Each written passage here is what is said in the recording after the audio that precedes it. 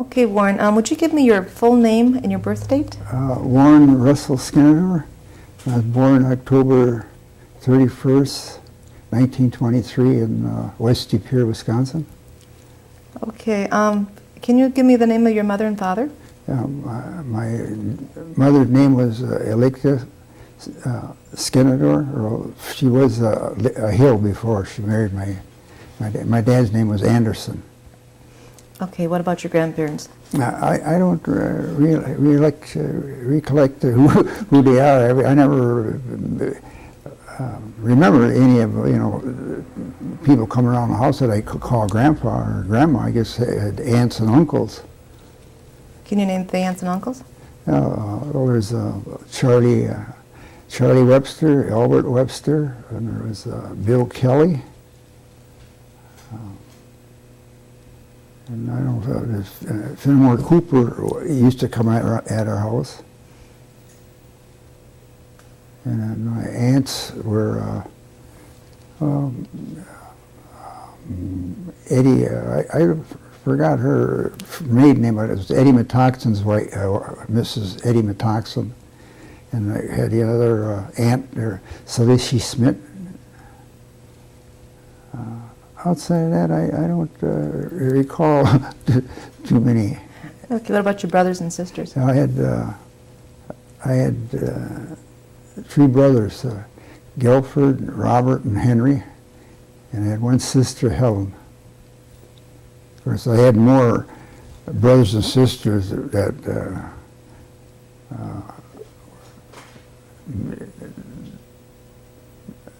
in the family before I was born. And, but I don't. There was two Margaret and Florence and Daniel. But like I say, they were. They died before I was born. That's what I meant. Okay. Okay, Warren. Can you tell me where the family home is located? You said West De Pere. Can you kind of give me a... Well, it's on Grant Street there, about 3 houses west of St. Boniface Church. Oh, right in town. Yeah, right in town. Okay, is the house still there? Well, not the old original house. It's they have a different house there now. Okay. That house was, I guess, tore down and rebuilt. Okay, can you tell me something about the home place, the original house? Well, it was a typical neighborhood there, and we rented. We didn't own a home, and we had good neighbors. Everybody knew each other. And, we had a pump in back of the house, and at night we'd pump water and made a rink in the back of the house. But we couldn't do that during the day because the landlady lived right across the alley, and she could see us pumping that water. So we had to wait till at night to do it.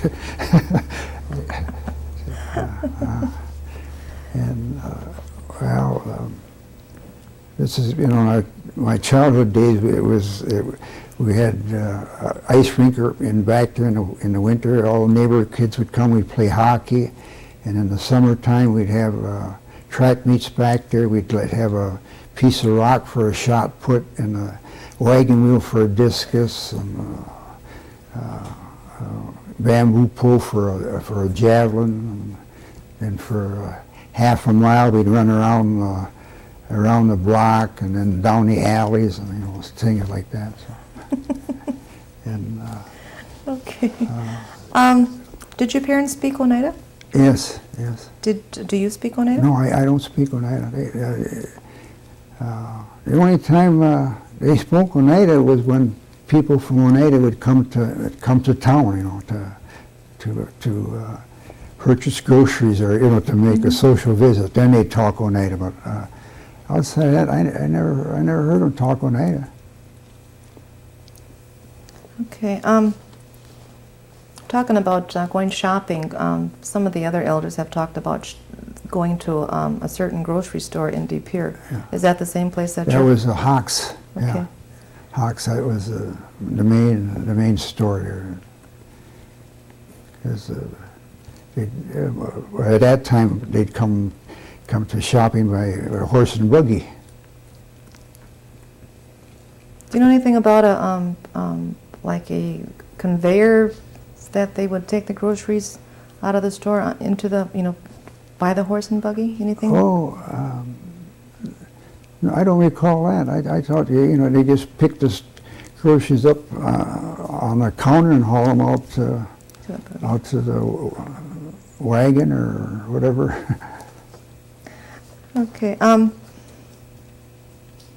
Did your mother have any special recipes that she passed along? Like the corn soup or cornbread or anything like that? I don't remember. She must have had it, but I don't remember it too much. I know why. Okay. What kind of work did your dad do? He worked for the Kidney Boat Works in West De Pere. He was a painter. What did your mother do? Well, my mother was just a housewife. housewife.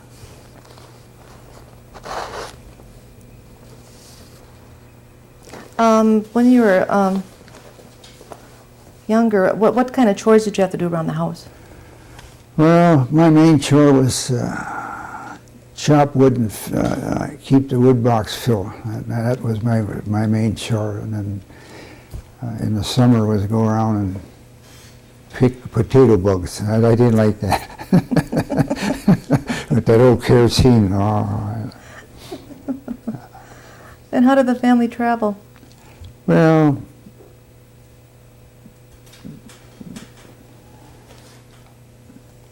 it wasn't until I don't know, in the early part of the days, I guess traveled by foot, or people come to visit and take them out, because we didn't have any horse or buggy or any vehicle. We just went by walking. Do you remember when they got the first automobile? Well, my brother Bob purchased an automobile, and then we start visiting. And Okay. Warren, tell me a typical Sunday from the time you got up in the morning until you went to bed. oh, gee.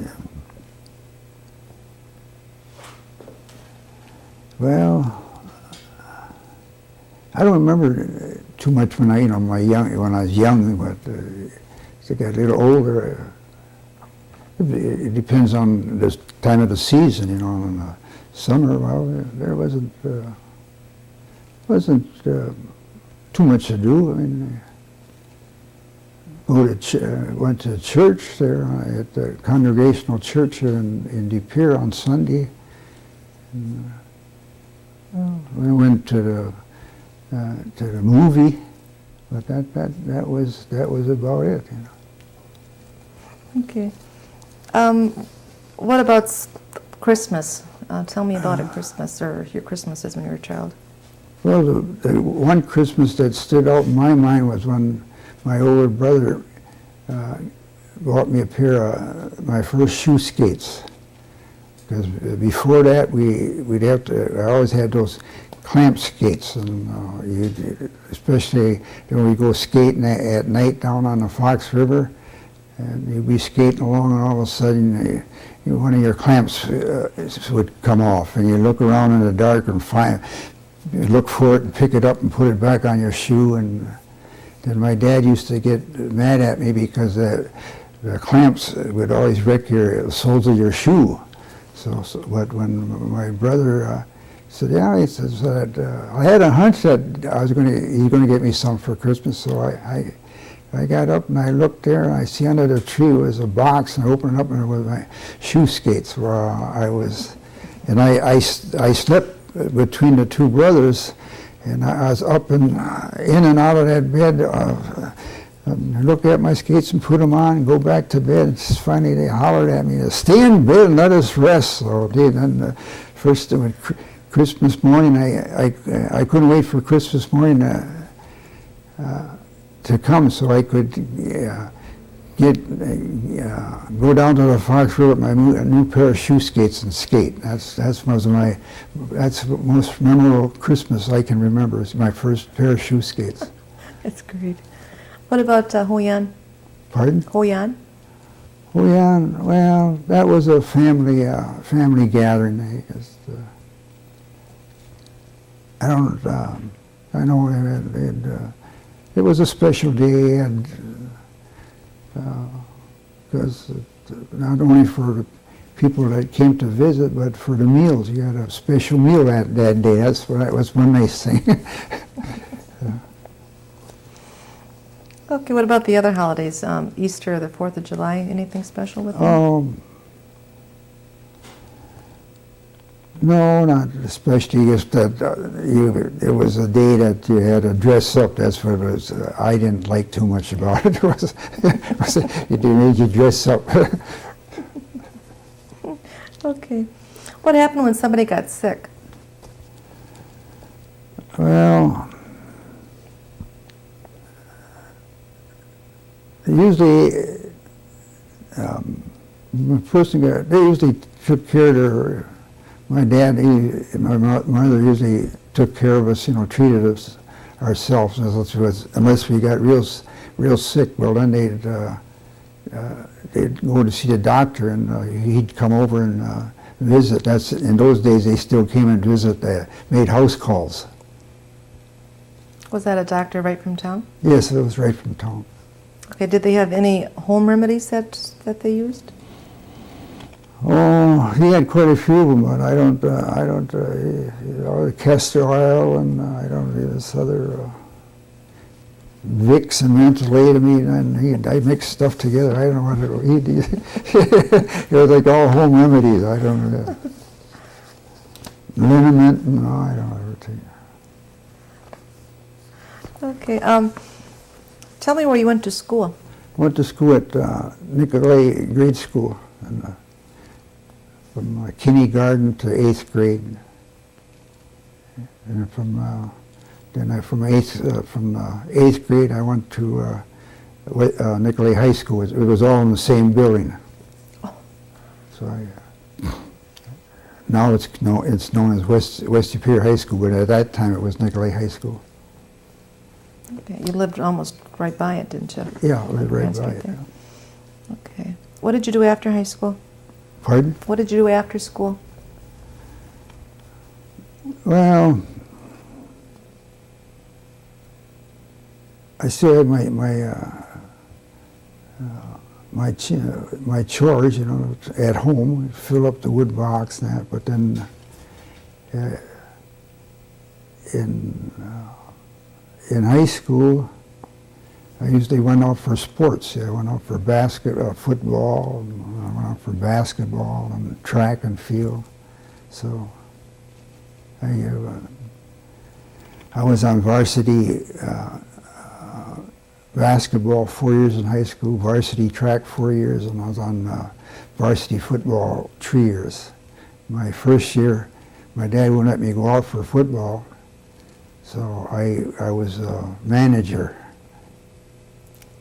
But then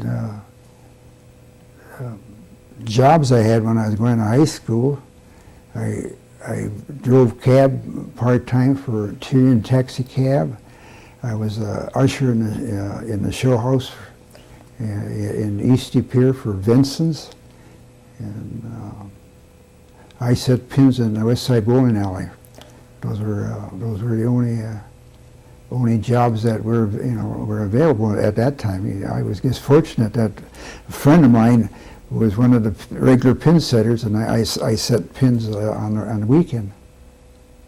That was all while you were going to school. Yes, that was during my time when I was going to high school. Okay, what happened after you graduated from high school? Well, then the war was started, World War II, and I went a group of us boys, we went to a vocational school in Green Bay to take up different trades, and I took up a course in sheet metal. And when I got done with that, then I had my choice to go to Sturgeon Bay or Boyne Aircraft out to Seattle, Washington. So I went to. I said, well, I can always go up to Door County, but I can't go out to Seattle. So I went out to Seattle, and I went for more schooling there, and then till they placed you into one of the plants, and then they placed me at Boeing's aircraft. I worked there for a while, and then I left Boeing's and I went to work in the Lake Washington shipyards over in Kirkland. And I played on the shipyard basketball team, and we played at the University of Washington. We played against the Harlem Globetrotters out there, and most of the members of that shipyard basketball team are all college graduates. And I was just out of high school, so I really enjoyed that time there. And then I had notice for my to report to the service, but and I went up. I got a call from the personal manager, who was also in charge of the basketball team for the shipyards. So we had a league around the city of Seattle, and he asked me if I wanted a deferment, and I says no. And he says, "Are you sure?" I said, "Yes." I said, "I'm sure, because every day you go to work, you see more younger boys, would be gone." See, they also had women there. Women were working at the shipyards. There were women welders, women chippers, and I even had a chance to have a woman helper, but I said, no, I don't want a woman helper. So, in one of the groups, my co-workers were one was from Salt Lake City, Utah, and and two of them were from Austin, Minnesota. So, well, anyway, I told them I didn't want to do it. So I came back home, and I went and was inducted in the Army, and went down to Fort Sheridan. From Fort Sheridan, I went to Camp White, and then from Camp White we went up to Bend, Oregon for maneuvers. From Bend, Oregon, we went down to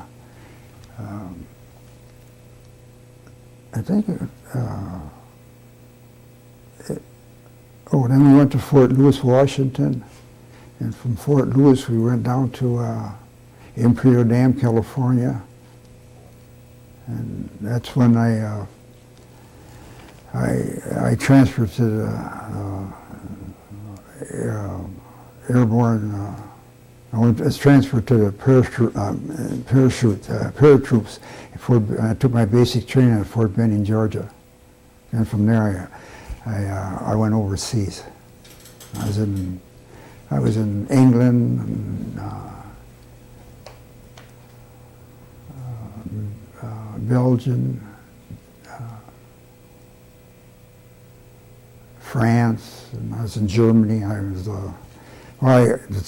and I got to see. I was in. We were down in the depot down there in Salisbury, in England. And I got to see, and then I was in Salisbury, Liverpool, Bristol's, and I see London. And then when I was over in France, I got to go to Paris on furloughs. I went to furlough in Brussels, Belgium, and after the Battle of the Bulge, we came back. Then we went and made the invasion of Germany, and then we ended up there in the occupation troops in Berlin. Right, I was right, and that was the first. One of the first. We were the first ones in there with England, France, Russia, and the United States. There was 4 countries in there, but there was no restrictions at that time there was no zones. We could go any place we wanted. So then we came back from there, and we went to England, and from England we took the Queen Mary back to the United States, because we left Berlin because our 82nd Airborne Division was chosen to parade in New York City. So that's when we left Berlin. We came back to England, and we took the Queen Mary, and we came back to the United States. We paraded in New York City. And I think one of the nicest sights I seen that I could, when I seen the old Statue of Liberty, then I said, well, we're home. And after the parade in New York City, we went to, all the different soldiers went to their different, where they were inducted. I went back to Fort Sheridan and got my discharge. We should ask him to tell the story of how he got his superstar. Yeah. It'd be a good time to do that now. Warren, can you tell me the story about how you got the Silver Star Award? Oh, well, it was in Belgium, and it was at night. It was at night, and they said that the platoon lieutenant was missing. I said, well, what happened? And they said, well, he went. They didn't know for sure, but they said they thought he went up into the woods for one reason or another. So they said, well, did you go back and see if you can find him? I said, well, okay. I said, I'll go back, but I said, so anyway, I went back, and in the background you could hear the German small arms firing, and they were firing away, and I went back, and I down the old road, and it was pitch black, and in between the forest, and I hollered for him. I didn't hear him, and then I went farther, and then I finally came into in a fork in the road. Now, which one should I go? Which one? So I looked around on the ground. I looked around. I don't know what. It must have been my instinct or what. I'll take this road. So I went down that road, and I hollered. I didn't no reply, and I could. The farther I went, the louder that small arm fires became, and so I thought, well, I'll go a little farther. If I don't hear them now, I said, I'm getting out of here. I'm getting is good. So I went and I hollered again for his name was Lieutenant Roberts. And I hollered, and I hollered again. And finally, somebody hollered, yeah, here, where are you? And he says, I'm up here on the side of the hill in the woods, he says, but there's a minefield here. Well, I said, yeah. I said, well, I'll come and get you. Well, he said, stick to the right. He said, go stick around. He said, go around because there's. So okay, I said, I don't know. I went around there, and I didn't know. What I wasn't concerned so much about the minefields as I was about the German small arms fire in the background. So I went and I see he was laying there. So so I gave him a shot of morphine right away, and I picked him up and threw him on my shoulders and brought him down through the minefield, and we brought him back there to the company area. And I never did hear from him or found out how he turned out, but at least he didn't die up there anyway. Okay, what did you do after you came home from the service?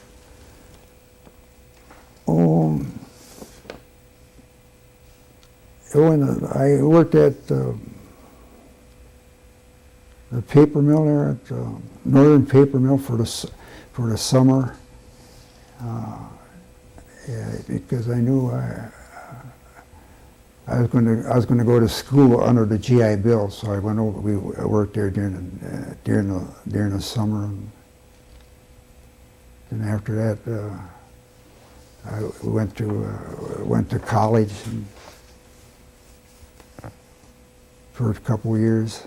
And I got married, and I dropped out of college. But well, that time before I went to got the job at the paper mill, which was only for the summertime, when they told us when they hired us that it would only be for the summer. But we used to go out and trash at a different farmers in the summertime, and we went around. A couple of us went and helped put up silos. So after I got out of college and when I dropped college, I came back to De Pere.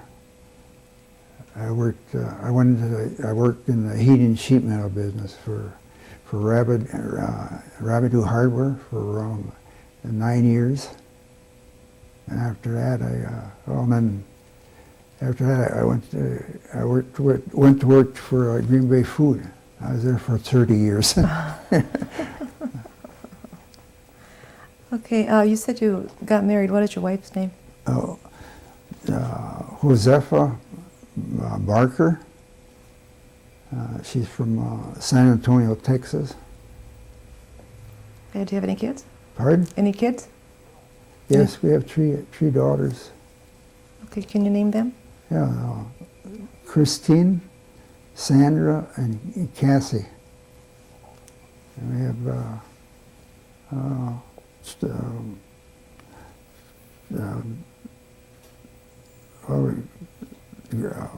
Chrissy has two children there, two daughters, Krista and Yvette. Sandy has one daughter, Fawn, and one son, Sydney, and Cassie has one son, Oakley. Good. Let's talk about the church that you went to when you were growing up. Pardon?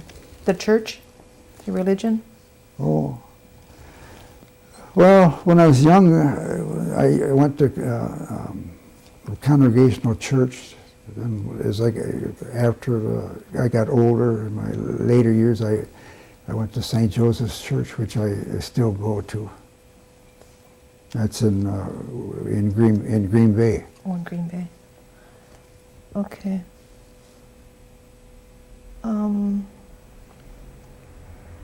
Do you know any stories about the Oneida singers? Oh, I heard. I used to like to listen to them. Like Albert Webster. He was one of those good bass singers. He always used to sing to me when he came to visit. He put me on his lap and sing, "I got a shoe and you got a shoe." And then Eddie Metoxen, he was in the Oneida Singers.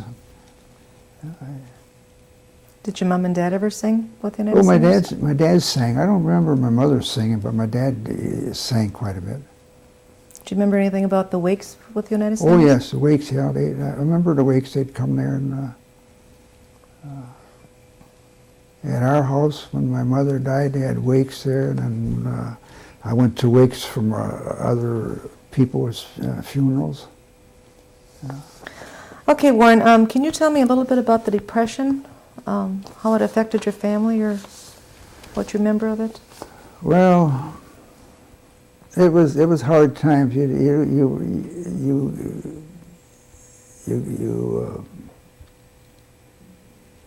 just had the bare necessities. That's about all you could. You had work was scarce.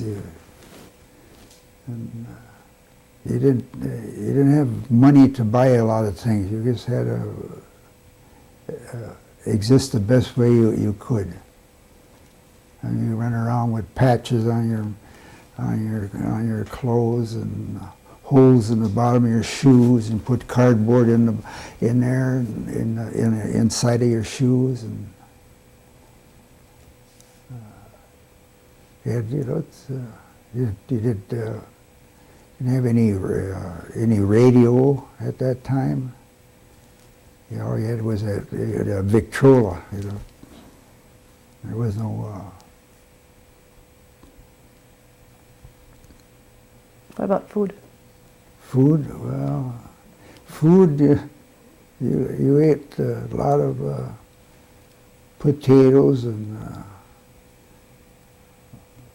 cabbage and pork. I remember pork on the table for, well, they could have grease, whatever they call it, grease, I don't know. But there wasn't, you didn't know what it was to eat fruit, oranges or bananas or pears or something like that. Apples you had because they grew in a local product. And potatoes, a lot of potatoes. What about the lard sandwiches? Pardon? The lard sandwiches. Tell us about that, the lard on the bread. Oh yeah, lard, yeah, the sandwich. Yeah, we didn't have any butter or ole or just had. I remember using put lard on your bread and then put salt and pepper on it. That, yeah. Okay. Tell me a little bit about the. You said you are serving on some committees. Yes. Just tell me a little bit about that. Oh well, one there's a Oneida Commission on Aging, which I enjoy serving on because you're doing work. You're trying to help your elders.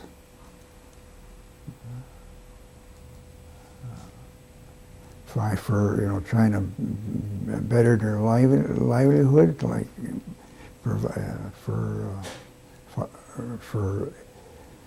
housing, for their health, and for transportation, so they can get around from different places.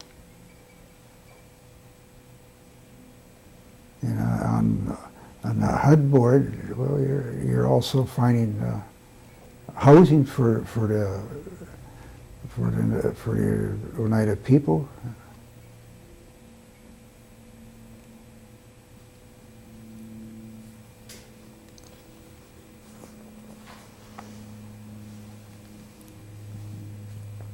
If you could change one thing about your life, what would it be? Oh. Well, there's as I look back at my life, one thing I wish I would have done is finish college. That's one thing I regret that I didn't do. I mean. Okay. Do you remember any stories that your parents told you? Any legends or anything like that?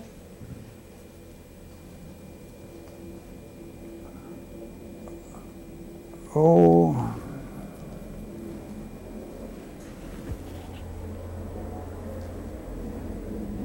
my dad used to tell me a lot of stories. He's a little on the Mayor Hoople side, but I know he used to talk about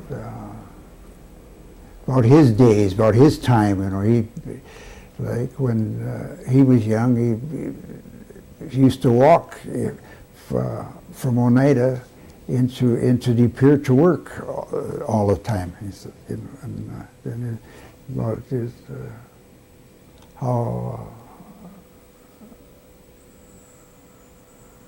how they survive. They're in their days. Which I don't know. I don't think I'd like to be in their shoes. Do you remember where he was born or brought up in Oneida? Where he walked from? No, I don't know. I don't know. Because when I was born right in West Superior, so I don't know. Okay. Did he ever talk about the Dawes Allotment Act at all? Oh, he used to talk about the Kansas claim, and that was the main one. He always, the Kansas claim, and you know, he always talking about some kind of a claim. I know it, but I remember that Kansas claim he used to talk about. Okay. What advice would you give to future generations, to your grandkids? Well, that they get as much education as possible, and that they take care of their health,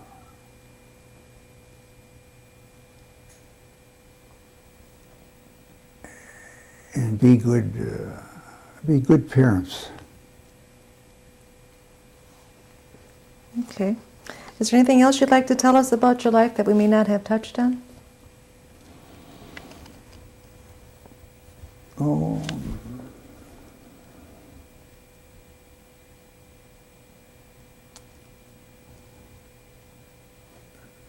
Well, I guess when I was growing up for recreation, we used to go in the winter, well, in the summertime, we'd go swimming there in the Fox River, and then in the quarries, and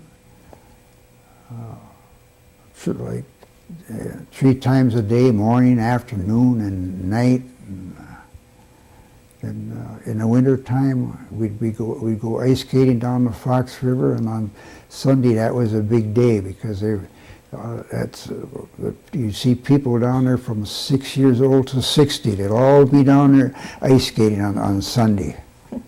And they also then you had to watch out for the ice boats there because they were going back and forth across the river. You know.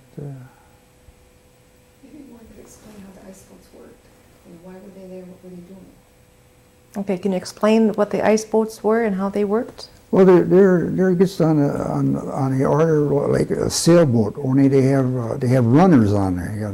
They got two runners on the wings and one on the back, and they lay down on the bottom of that boat, and then they got a rudder back there for steering, and they depend on the wind to guide them. And then when they turn, you gotta watch it because that boom comes swinging across, and if you don't duck, that hits you in the head. Oh, it'll knock you right out. So, and at night when they used to go sailing across the river, they'd have lanterns on each wings. But you could hear them coming, when you're coming across the ice. They'd go, So you had to watch out for them. They didn't watch out for you.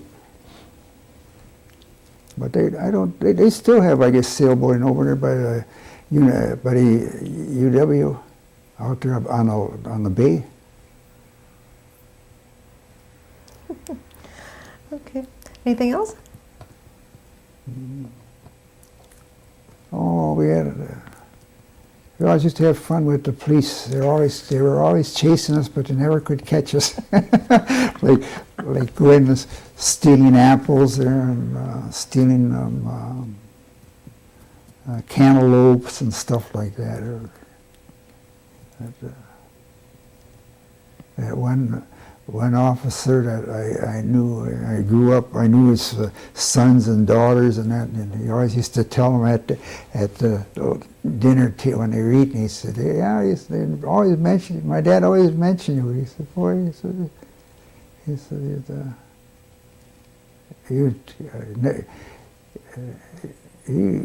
never could. He said, I knew he was in there. I knew he was one of the groups, but it never could catch him. He said, he said he could go 20 rounds with the wildcat and never get a scratch. At that time, what I remember mostly, one night we went down there by the St. Robert College here, right across from St. Joseph's Church. The Frotts lived up on top of the riverbank, and they had apple trees back there. So we had an alley going back behind their property lot, and then on the other side of the alley was a fence. So I was up there, we were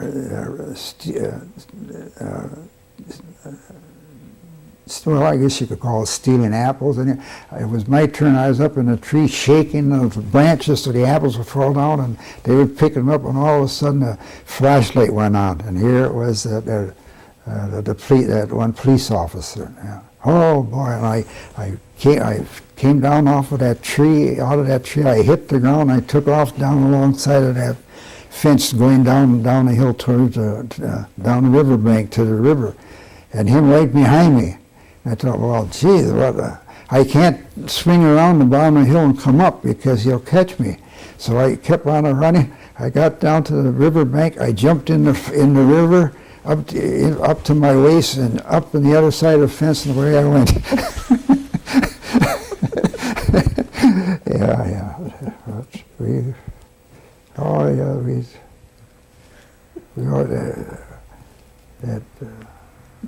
Our group of kids, we always had, we had a lot of mischief. We didn't go around and cause any property damage or anything, or setting anything on fire or breaking stuff. But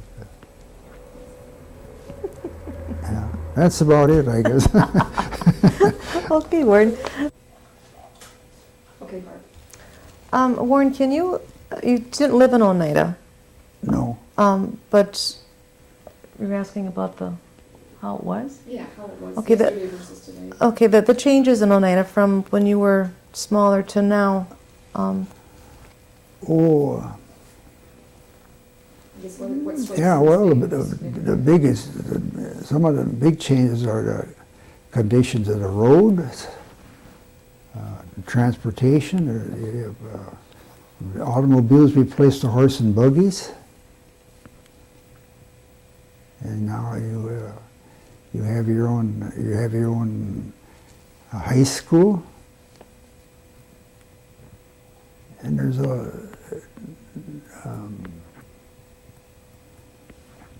and you have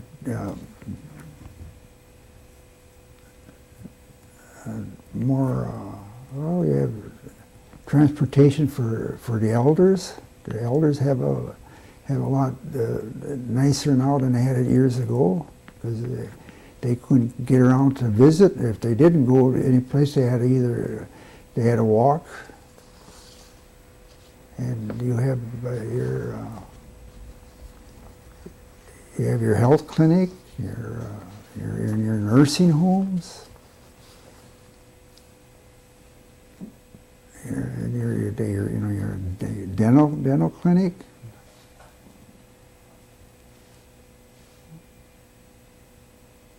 Oh, it's quite a change, quite an improvement from years ago. Yes. And you have your housing today.